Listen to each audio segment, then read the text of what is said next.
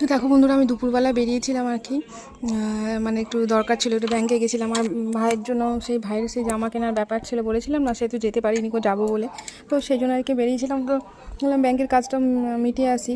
তো ফেরার পথে ভাবলাম যে একটুখানি মাছ নিই, অর্ধেক রান্না করে গেছিলাম, যে জানি বেরোচ্ছি যখন একটু মাছ নেবো, মাছ নিয়ে মাছের ঝোল করে দেবো। আর ওই শাক করেছি, ওই কুমড়ো শাক আর মাছের ঝোলেই করবো, আর কিছু করবো না। ওরে বাবা, ফেরার পথে দেখি অন্য কেউ নেই, সব উঠে গেছে। এই যে এই কাকুটা ছিল, আর গাদা গুচ্ছের মাছ দিয়েছে দেখো, অনেক মাছ, অর্ধেকটা মাছ কিন্তু বাছা আছে, আবার এই মাছগুলো বাঁচছে। এক গাদা মাছ, জানো, 2 কিলো মাছ 200 টাকায় দিয়েছে আমাকে।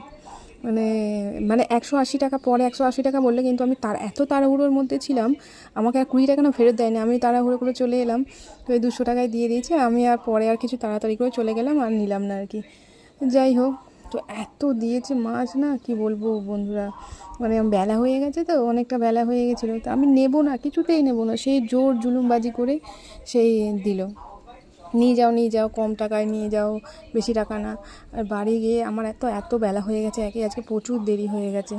তারপরে বর আসে টাইমে খেতে, তো সেই সব সমস্যা আর কি। তার মধ্যে কি রোদ দেখছো তো বন্ধুরা, এত রোদ না, মানে দাঁড়ানো যাচ্ছে না ওখানে। ওনারা তো ওপরে একটু প্লাস্টিক টাঙিয়ে নেয়, প্লাস্টিক টাঙিয়ে তারপরে বসে। তো আরেকজন এলো মাছ নেওয়ার জন্য, মানে বেলা 1:30টার সময় তো মাছ কিনতে আসে লোকে বাজারে, এটাই আমি বুঝলাম আজকে বেলায় মাছ কিনে।